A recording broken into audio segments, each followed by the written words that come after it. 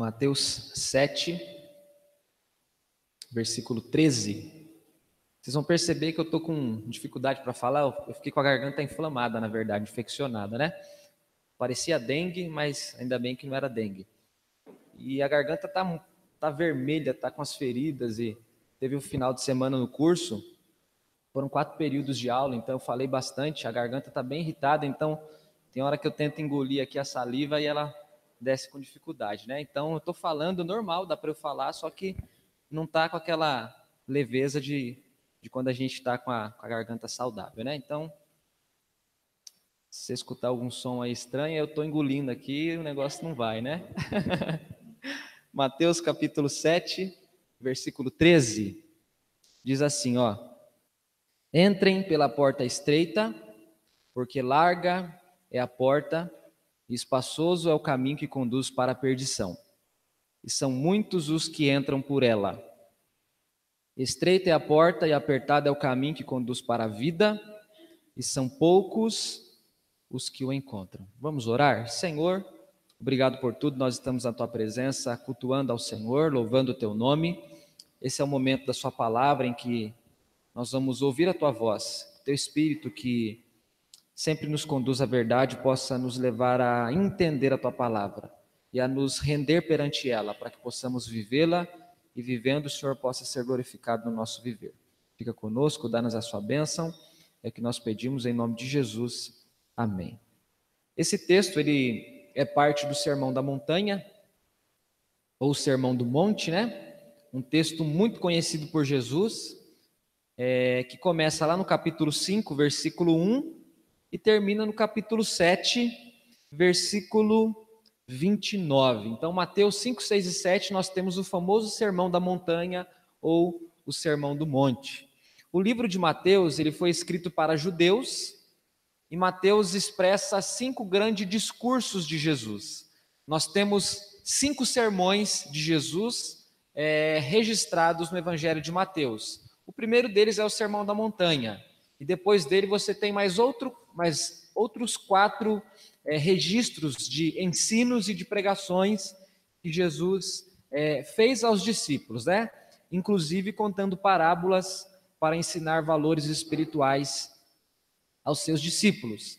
Então, Mateus 5, 6 e 7 é um sermão que Cristo prega e que tem uma multidão inteira que está ouvindo o que ele está dizendo.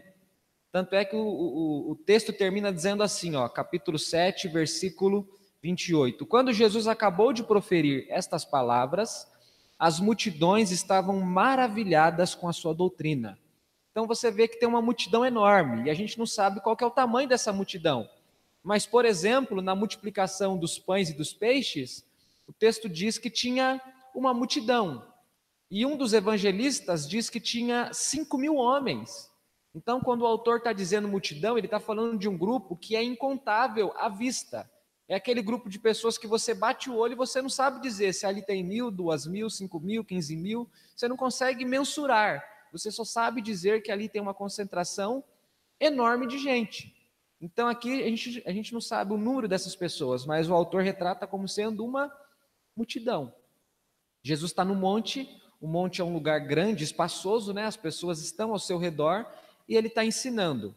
Apesar das multidões estarem à volta de Jesus, esse ensino foi dedicado aos discípulos. Como que a gente sabe disso? Porque o versículo 1 do capítulo 5 diz isso, diz assim, ó: ao ver as multidões, Jesus subiu ao monte.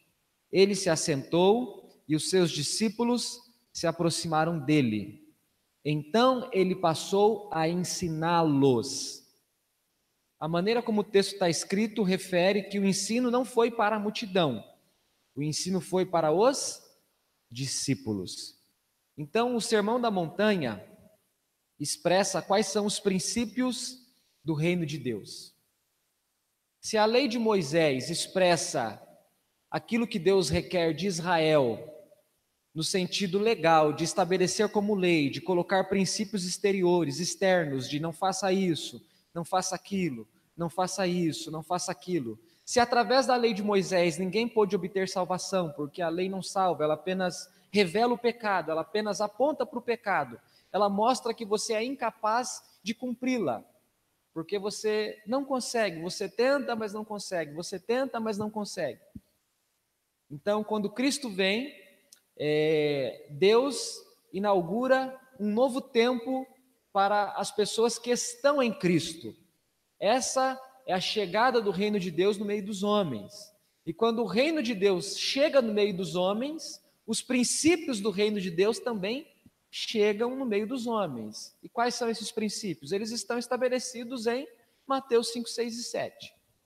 E como é que o Novo Testamento se refere a isso? O Novo Testamento diz que o cumprimento da lei é o amor. Porque quem não mata porque ama. Quem não adultera porque ama. Quem não cobiça porque ama. Quem não rouba porque ama. Quem honra pai e mãe porque ama. Então Jesus diz que o resumo da lei, os princípios éticos do reino de Deus é o amor. O Sermão da Montanha não é contrário à lei de Moisés, de Deuteronômio, que foi expressa para a segunda geração, e nem para a primeira geração, que está registrado no livro de Êxodo. Pelo contrário, se a lei de Moisés aponta para aspectos externos, por que aspectos externos, pastor?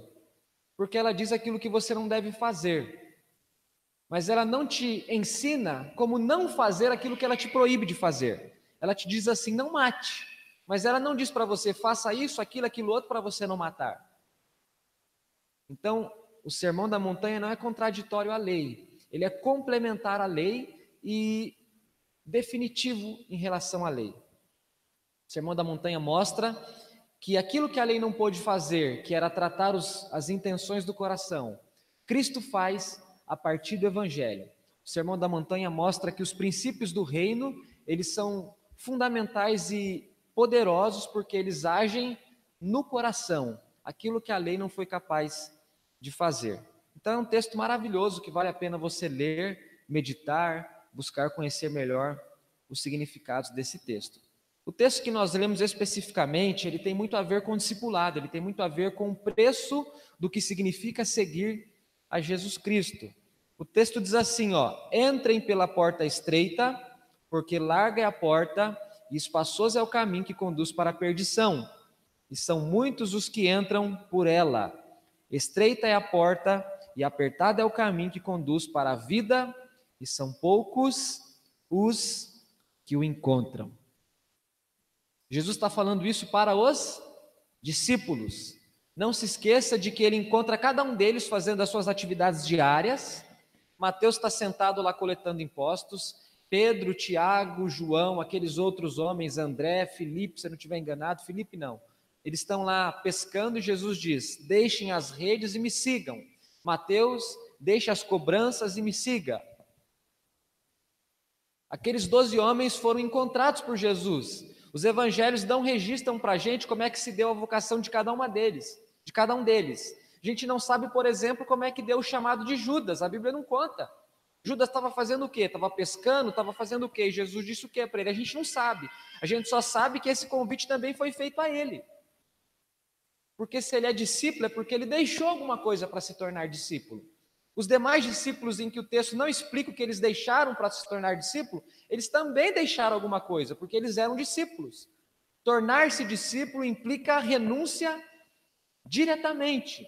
E esse texto então explica um pouco disso. Jesus está dizendo para os discípulos, existem dois caminhos, existem duas maneiras de você trilhar a sua jornada. E esses dois caminhos, logicamente, te levarão a algum lugar. Porque caminho é uma estrada que te conduz a algum lugar. Todo caminho leva a algum lugar. Nem que seja num beco sem saída, mas todo caminho te leva a algum lugar. Caminho é aquilo que liga o ponto A a um ponto B. Caminho é aquilo que faz você sair de São Paulo e chegar no Nordeste, no Norte, no Sudeste, no Sul. E Jesus então está dizendo que existe um caminho que conduz à perdição, existe um caminho que conduz à vida. São coisas opostas. Perdição é ausência de vida. E vida é abundância, é comunhão com Deus. Em resumo, gente, o que significa o inferno? O que é o inferno? O inferno é um local onde a presença de Deus é ausente no sentido de comunhão. As pessoas do inferno, elas não podem ter comunhão com Deus. E por isso o inferno é um lugar tenebroso, porque é um lugar onde Deus derrama a sua ira, é um lugar onde Deus julga aquele que foi ímpio e que quis permanecer ímpio, sendo duro de coração. Se o céu é o lugar de extrema comunhão com Deus, o inferno é o lugar de extrema ausência de comunhão com Deus. Por isso o céu é tão bom como o céu é, e por isso o inferno é tão terrível como o inferno é. E o que Jesus está dizendo para esses homens aqui, para esses discípulos, é exatamente isso. Existe um caminho que conduz ao inferno, existe um caminho que conduz ao céu. A porta que conduz à perdição, ela é larga. Se vocês olharem para aquela porta daquele banheiro lá no fundo, vocês vão ver que ela é completamente diferente da porta desses banheiros aqui. Aquele ali é um banheiro para cadeirante, né? Então a porta tem que ser mais larga. Ela é maior. A porta de entrada da igreja é maior do que aquela. Se você vai em lugares públicos que recebem mais pessoas do que a gente recebe aqui na igreja, as portas são maiores ainda. Jesus está dizendo que o caminho que leva à perdição tem uma porta larga. E se ela é larga, passa muita gente por ela. Esse caminho que conduz à perdição, ele também é espaçoso. E são muitas as pessoas que passam pela porta, são muitas as pessoas que andam pelo caminho, portanto, são muitas pessoas que vão à perdição. Mas o que Jesus está querendo dizer com isso, pastor? O que significa andar num caminho espaçoso? É muito simples, esse texto, apesar de ser pequeno, são 2 versículos, ele é explicado por toda a Escritura. A Escritura, de forma geral, explica o significado desse texto. O ímpio é aquele que não tem Deus como Senhor, portanto, ele não tem os princípios do reino de Deus como princípios para a sua própria vida. Então, o que ele faz da vida dele? O que ele quer. O caminho é largo, é fácil de andar no caminho. Ele não tem proibições, ele não tem diretrizes, regulamentos, orientações. Ele é o próprio Senhor dele. Ele manda e desmanda, ele faz e acontece, as coisas se dão do jeito que ele quer que elas aconteçam. É por isso que são muitos que entram por essa porta, e é por isso que são muitos que caminham por essa estrada. É mais fácil andar por um caminho largo, é mais fácil passar por uma porta larga.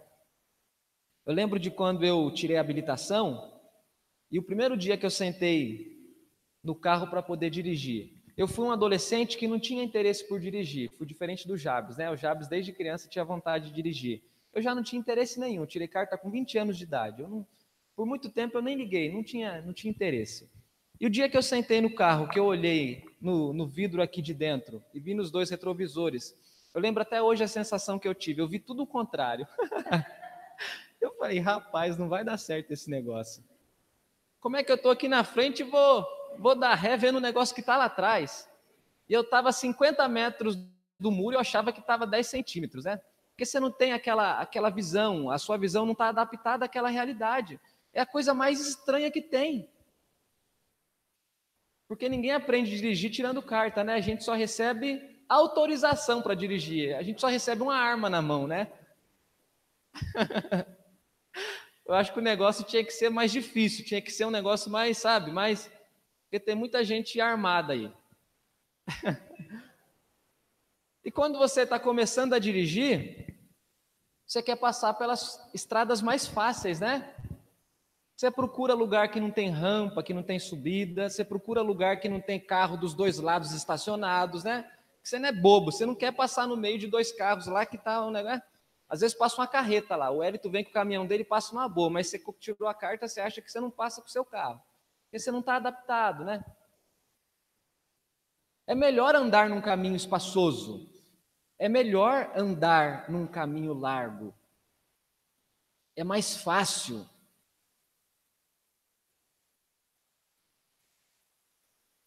Acontece que esse caminho leva a algum lugar. Acontece que essas facilidades um dia, elas produzem alguma coisa. Elas desembocam em algum lugar. Olha que coisa interessante, irmãos. Eu disse para vocês no começo que esse sermão foi pregado para discípulos. Pastor, isso não faz sentido. É verdade que não faz sentido? O Judas estava sentado ali ouvindo. E qual foi o caminho que o Judas trilhou? Me responda, por favor. Aí você me disse, faz ou se não faz sentido pregar isso para discípulos? Pastor, o senhor tinha que pregar isso na praça, para as pessoas, não para crentes. Não. Não, senhor. Jesus falou para Pedro assim, Pedro, cuidado, Pedro, Satanás quis peneirar você, mas eu orei por você. Ele está doido para mas eu intercedi por você. Eu orei por você. E o apóstolo João mostra por que os discípulos não caem.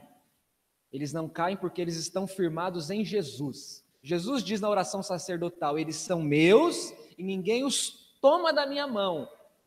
Porque se não fosse isso, gente, você não ficaria de pé, eu não ficaria de pé, nós não conseguiríamos. Nós não somos fortes o quanto a gente acha que é. Nós não somos. Esse texto mostra isso então. Essa porta larga, esse caminho espaçoso que conduz à perdição e são muitos os que passam por ela. Ao contrário disso, tem uma porta estreita e um caminho apertado que conduz para a vida. E são poucos os que o encontram. Encontram o quê? O caminho. E é super interessante que Jesus diz que Ele é o caminho, em João 14,6. O caminho que leva à vida, irmãos, ele é estreito, então não dá para a gente levar o que a gente quer nesse caminho. É um caminho que não dá para a gente levar as bagagens que a gente trouxe da velha vida. No caminho que leva à perdição, você não precisa mudar de bagagem. Você pode ir com a bolsa do tamanho que você quer, carregando o peso que você quiser. Você traz as coisas as que você quiser trazer. Ninguém diz para você, isso aí não entra aqui não, pode ficar com esse negócio do lado de fora. Mas no caminho que leva à vida, a gente precisa de bagagens mais leves, menores. A gente precisa se readequar ao caminho. A gente precisa entender quais são os jeitos de caminhar nesse caminho. E aí que existe a renúncia para o discípulo, porque Jesus disse, se você quer me seguir, você precisa negar a si mesmo, tomar a sua cruz e me seguir. E muitos de nós talvez entendem tomar a cruz como carregar um problema sobre si, né? Cruz é instrumento que mata, é instrumento de morte. Jesus está dizendo, se você quer me seguir, você precisa morrer para me seguir. É morrer para todo aquele princípio de vida que a gente conhecia antes de conhecer o Evangelho. Afinal, a gente lê o Sermão da Montanha. Olha o que Jesus está dizendo, por exemplo, no capítulo 5. Para você perceber que não dá para você ficar levando bagagens no caminho estreito e achar que você vai chegar na vida. Não, não dá. Se você está no caminho estreito, você tem que jogar as bagagens fora. Olha o que diz o capítulo 5, versículo 27, por exemplo. Vocês ouviram o que foi dito, não cometa adultério. Eu, porém, lhes digo, todo que olhar para uma mulher com a intenção impura, já cometeu com ela adultério no coração. Você percebe a intensidade do texto? Na lei de Moisés, o ato é proibido. Nos princípios do reino de Deus, a intenção adúltera já é condenada. Perceba como o negócio é aqui dentro. A transformação que o reino de Deus causa em nós é aqui dentro.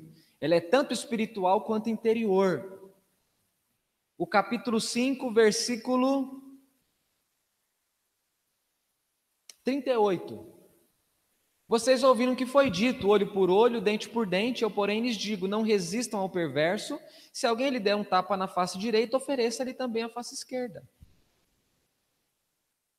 Versículo 41, se alguém obrigar você a andar uma milha, vá 2.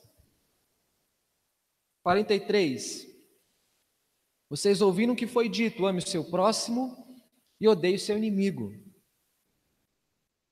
Eu, porém, lhes digo, amem os seus inimigos e orem pelos que perseguem vocês, para que assim vocês sejam perfeitos, como perfeito é o vosso Pai.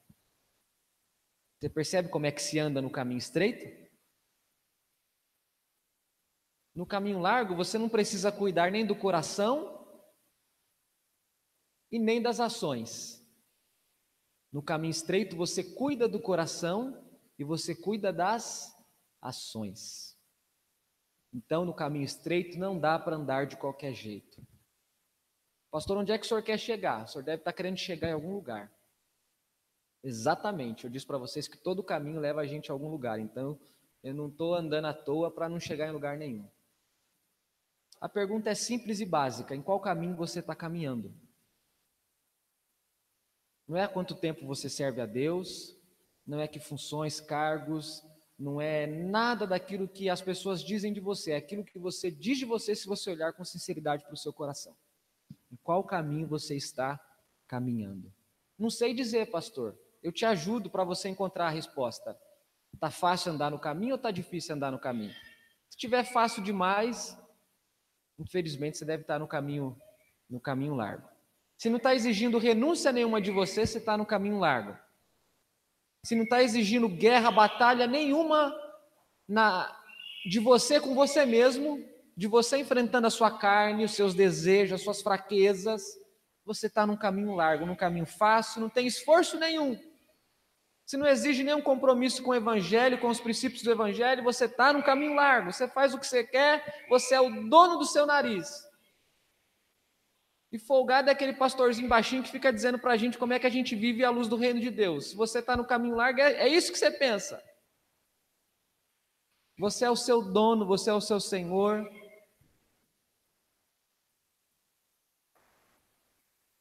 Se você está no caminho largo, esse negócio de orar por quem persegue, de perdoar quem ofende, esse negócio aí não. Isso aí é para outro, não é para mim. Se você está no caminho largo, você cuida das coisas externas, desde que aqui dentro tudo esteja podre, tudo esteja sem vida alguma, mostrando apenas boa exterioridade. Diferentemente para quem anda num caminho estreito, irmãos, a gente sente todos os dias aquilo que os santos homens de Deus sentem. A gente sente o peso do pecado, a gente sente a vergonha de pecar, a gente se sente indigno perante Deus, a gente acha que não faz nada no reino de Deus e não acha que faz muita coisa, a gente acha que não faz nada. A gente acha que ele é um servo tão bom e a gente é um servo tão miserável. A gente olha para o coração e vê tantas imperfeições, a gente vê tanta coisa que precisa mudar.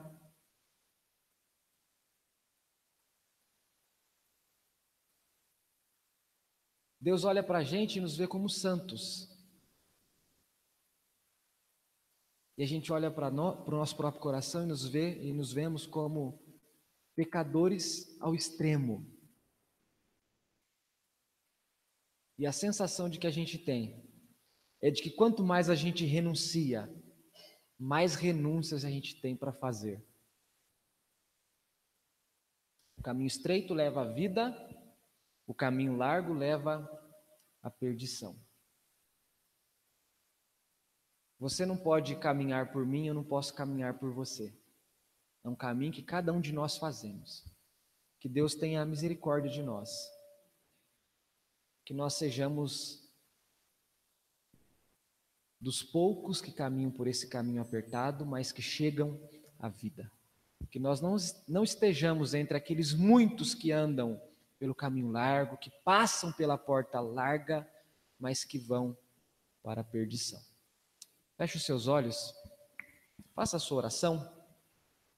pastor Ramsés,